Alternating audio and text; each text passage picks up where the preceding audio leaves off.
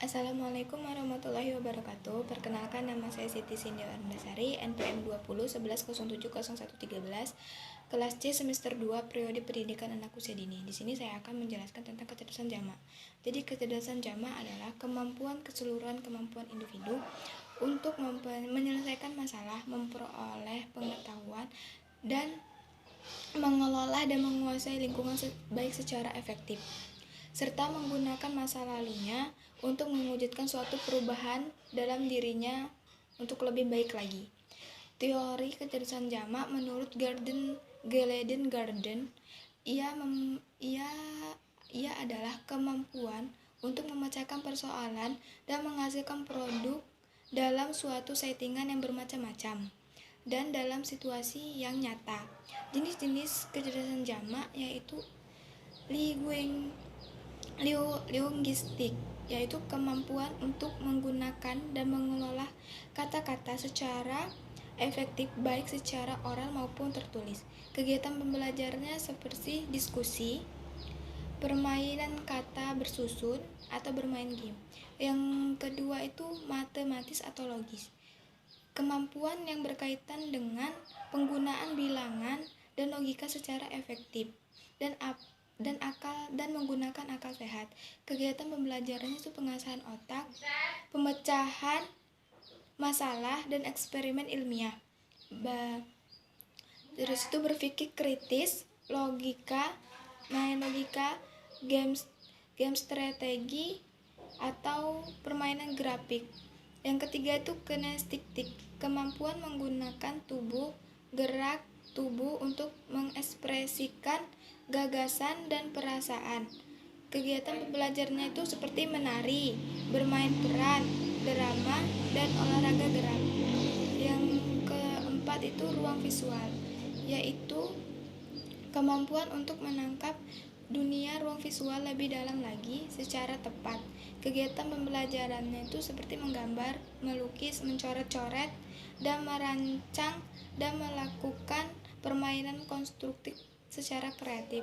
Yang kelima itu interpersonal, kemampuan yang berkaitan dengan pengetahuan akan dirinya sendiri untuk bertindak secara adaptif berdasarkan pengenalan diri itu.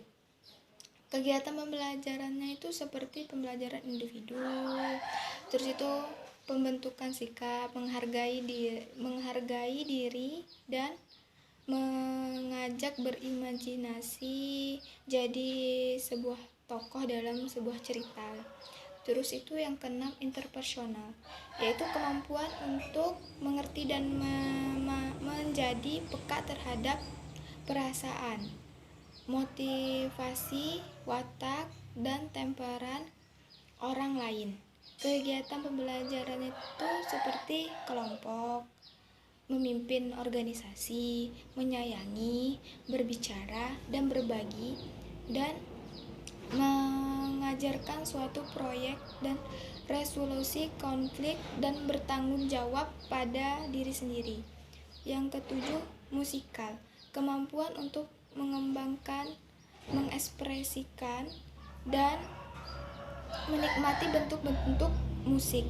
Kegiatan pembelajarannya itu yang seperti yang berirama, menggunakan lagu yang mengandung pembelajaran kecerdasan.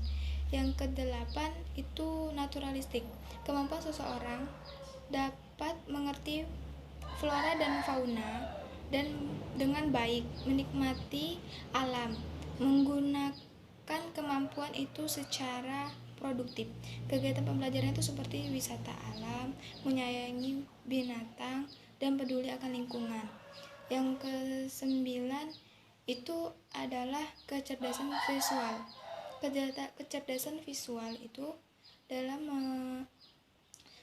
memandang makna atau hikmah yang dalam kehidupan yang sesuai dengan kodrat manusia sebagai makhluk Tuhan yang Maha Esa, yang berkewajiban menjalankan perintahnya dan menjauhkan segala larangannya.